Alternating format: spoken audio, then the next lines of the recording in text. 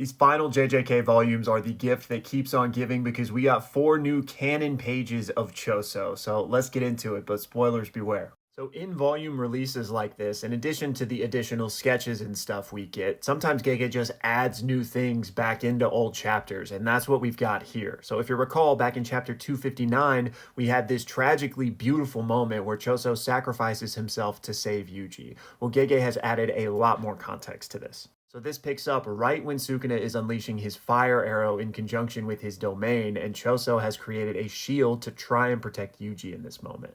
So JJK gives us a glimpse into Choso's thoughts here, and he is obviously freaking out. But he's thinking to himself that I must keep converting cursed energy. I will maintain this outer shell with my own blood. As soon as it's burned, I will reform it. Take the oxygen from the individual blood cells and release it inside to recreate the barrier. I've got to do this. I got to put my life on the line. I have to bind up all my pride as an older brother. The scene then transitions to this one with a serene white background, and Choso is alone, but he hears somebody call him from behind, and they say, brother. And we see that Choso has been reunited with his curse wound death painting brothers, Iso and Ketchizu. And you got to remember that Choso had just been apologizing to Yuji for not being a good enough big brother. And so Eso says, Choso, it's okay. It's also our fault because we pushed the entire responsibility of taking care of our younger brother onto you. And Ketchizu says, yeah, and you've just been apologizing way too much likely. That's not like you. And Choso laughs and says, yeah,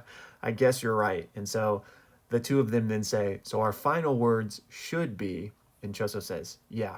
Choso then looks at the both of them and says, thank you, both of you. And that, of course, leads us back into chapter 259 as we know it, where Choso delivers his final words to Yuji, which are, thank you, Yuji, for being my little brother. Listen, don't come for me. I know it's Christmas Eve and I made you sad, but it made me sad and misery loves company, so I had to share it with y'all. Now, thus far, that's the only big change that I've been made aware of that happened in earlier chapters, but there could easily be more as people get their hands on these physical copies and start going through the chapters. But there also were a couple of new illustrations that have been released. This one of Yuji and Sukuna dancing, I guess, in his domain. And then we also got this new sketch of uraume. And finally, this new sketch of a young Yuji back during Christmas time. And then finally for this video, I want to run through some questions and comments that I've gotten from you guys, starting with this one from EXE, and y'all can pause to read the whole thing. But he's talking about how he thinks Sukuna has got to be up there with the most goated anime villains. And I would totally agree. You know, I'm not putting him in the #1 spot, but I absolutely think he's in the conversation for some of the all-time greats. I think he was just a fascinating character with the right amount of nuance, especially getting a peek behind the curtain there in the last chapter and in the epilogue. I think that all makes perfect sense, especially for the story that JJK was telling, right? It was a mirror that was held up to his face by Yuji. And I think it was a beautifully poetic ending to his saga. And in terms of just like aura and strength of villain, he is so far up there, right? Like it literally took the whole verse to take this man down. So I completely agree with you. Next up, we got this one from Sylv with no question, more of just a commentary on how he hopes there is a JJK part 2 to really kind of flesh out the message that JJK was trying to go for in ending the cycle of hate.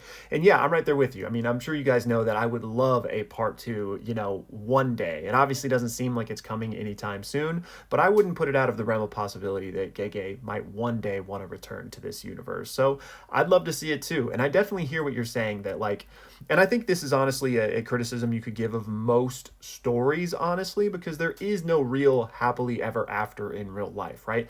It's always a struggle. And I don't mean that in like a dark way, but I just mean like, you know, just because Sukuna was defeated doesn't mean everything's just handy dandy jolly wally from here on out, right? So what is that journey like now of rebuilding society and continuing to, you know, try and end that cycle of hate and grasp onto that joy? That is something that I'd love to see explored in a part 2. Next up, Zion wants to know, who do I think would win, Gojo or Hisoka? And I hope I don't upset any power scalers here, but I honestly don't know how anyone in the Hunter x Hunter verse is getting through Infinity, much less Hisoka though. So I just don't think he has the toolkit to even pose any type of threat to Gojo, because Hunter x Hunter, much like JJK, is very grounded in terms of not having characters that just like blow up universes, right? So I just really don't see how Hisoka is doing anything to Gojo. Next up, I got this comment from Diego, which talks about Hunter x Hunter Hunter and Full Metal Alchemist, because recently I put out a video talking about my top 5 shonen of all time, and I put Full Metal Alchemist at the top of that list with Hunter x Hunter right behind it. And I mean right behind it because I literally gave them the exact same score on my ranking system. The reason I gave Full Metal Alchemist the edge is because it's complete and Hunter x Hunter still isn't. So I think that's worth something. But Diego here decided to start trying Full Metal Alchemist because he had never seen it, and Hunter x Hunter is his favorite of all time. So he was hoping he'd like it. And again, y'all can pause to read the whole thing, but it really hasn't connected with him yet. And Diego, what I'd say is, different strokes for different folks, first of all, but I also think it's just a product of like maybe where you are and what you're expecting. Because for me personally, when I first experienced Full Metal Alchemist, it was years and years ago, and it was one of the first manga that really like shaped how I would view these types of stories. And I think that's not to say I'm viewing it with rose-colored glasses. I think it has stood the test of time, and its reception speaks for itself. But I would say you may just need to try and go into it without expectations, like trying to, view it as something that's as good or maybe even better than Hunter x Hunter may kind of water down your experience a bit. Now, I would also say that if you're only 21 chapters in, you probably haven't given it enough of a shot. And that's not to say that like if you hate it, you need to keep reading. Of course not. But I would say that, the beauty of that story really is in the dynamics and the relationships explored throughout the whole thing, right? Which is true of Hunter x Hunter as well. I would say that, 21 chapters deep into Hunter x Hunter, I wouldn't definitely call it a top 5 of all time at that point. It's only like, just the range that Togashi has expressed over the entire course of the series that places it there for me. Like the Succession War arc feels like a completely different story than the Hunter exam arc, right? So I would say keep giving it a shot and see how you feel, but definitely don't expect it to be something that's going to usurp your favorite necessarily. And then finally, speaking of my top 5 shonens of all time, in that video, I mentioned that I actually haven't seen Attack on Titan, which is why it wasn't on my list.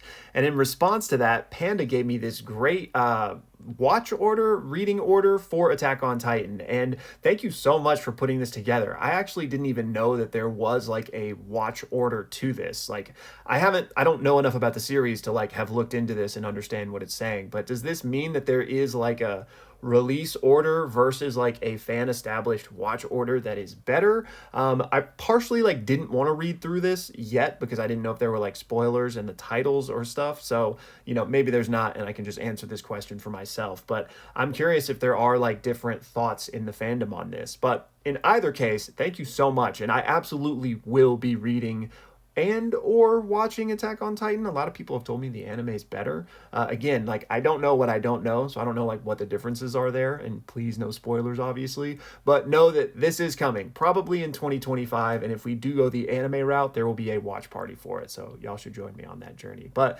Panda, thank you so much, and I would love to hear more about again, in a spoiler-free way, the discourse between different schools of thought if there are different like watch orders. Anyways, y'all, that's going to do it for this one. It's Christmas Eve, y'all, so I hope you're having a fantastic day. And if I don't see you, Merry Christmas, Happy Holidays. But I think I'll be putting out videos tomorrow too, so hopefully I'll see you then as well. But if this video is a part of your day, I just am so thankful. I feel so blessed for this community, and I hope everyone is having a great holiday. But until next time, y'all.